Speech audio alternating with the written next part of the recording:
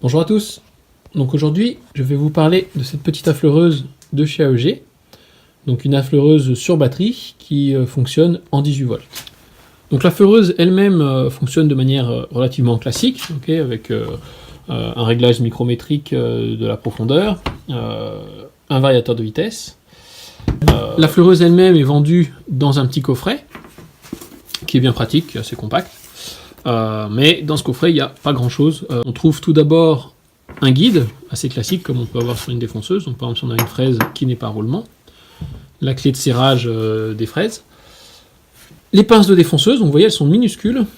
Il y en a une en 6 mm, une en 6,35. Donc ça, c'est bien pratique. Moi, je suis très content de ça parce que moi, j'utilise beaucoup de fraises impériales, donc c'est-à-dire qui sont vendues sur les sites américains ou les sites chinois.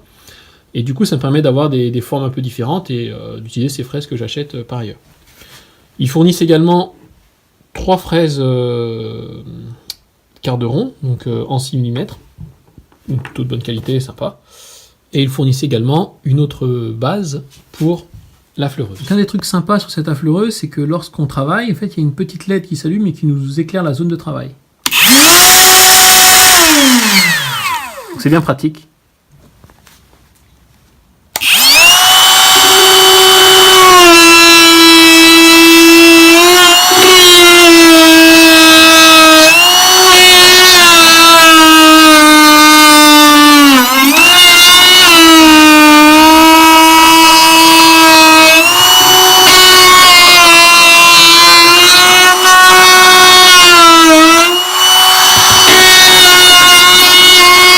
Le test est assez concluant, vous voyez, j'ai pas eu trop de difficultés à faire mon quart de rond.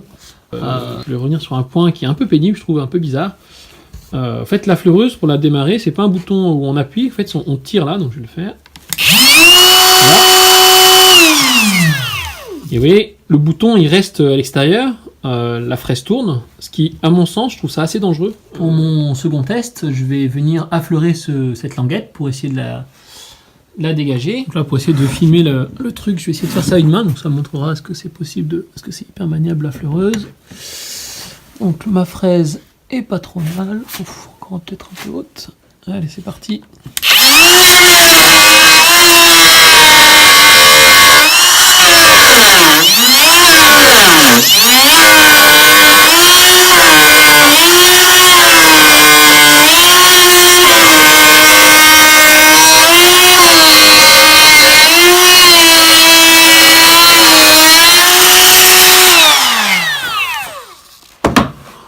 Bon, là vous voyez, je sais pas si on voit bien le résultat. C'est plutôt pas mal, hein, ça a défoncé ça assez vite. Le problème, vous voyez, c'est que mon roulement à billes était un peu bas, du coup, je pense que c'est pas parfait. C'est un peu, vous voyez, sur le dessus, on voit que c'est un peu mangé là. Bon, je faisais ça à une main, mais globalement, ça passe ce test sans trop de problèmes. Dernier test maintenant. Je vais me faire une rainure, donc avec ce guide un peu bricolé. Donc là, la fraise, elle dépasse que de 3 mm, donc c'est pas énorme, c'est pas petit non plus. On va voir ce que ça donne.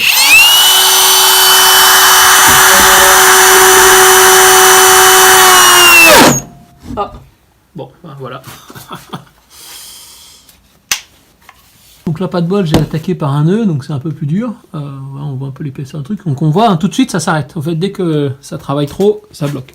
Donc je vais voir, peut-être que j'ai pas du tout réglé la vitesse de la fraise.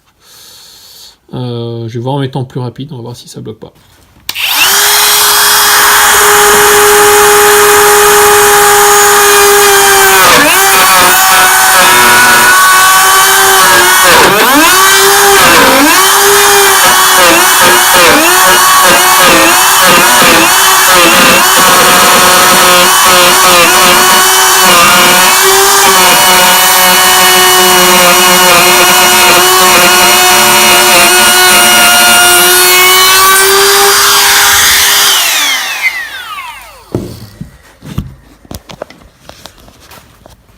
Donc là c'est passé sans encombre lorsque j'ai augmenté la vitesse en ayant assez doucement quand même, hein. Je suis pas allé très rapidement, donc pas eu trop de soucis.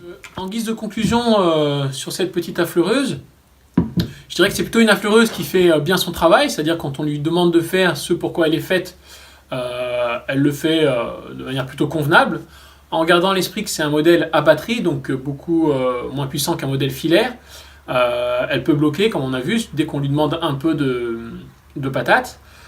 Malgré tout, elle est plutôt confortable, elle est plutôt bien pensée, je trouve aussi, de qualité. Voilà.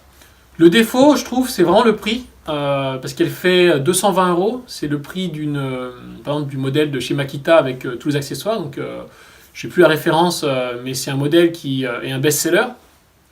Et pour 250 euros, je crois qu'on vous vend, vous savez, tous les embouts, là, toutes les têtes d'affleureuses qui permettent de faire des fonceuses, des trails en angle, des trucs à roulement, voilà. Donc on a beaucoup plus d'accessoires, c'est plus puissant aussi, chez la Makita, je crois qu'elle fait 710 watts, elle s'arrête jamais, c'est vraiment un truc dont beaucoup de gens sont hyper contents. Disons que si j'avais à mettre autour de 200-250 euros, je pense que je me mettrais ça, j'achèterais plutôt la Makita plutôt que ce modèle AEG. Là j'en suis content parce que du coup je complète ma gamme à batterie.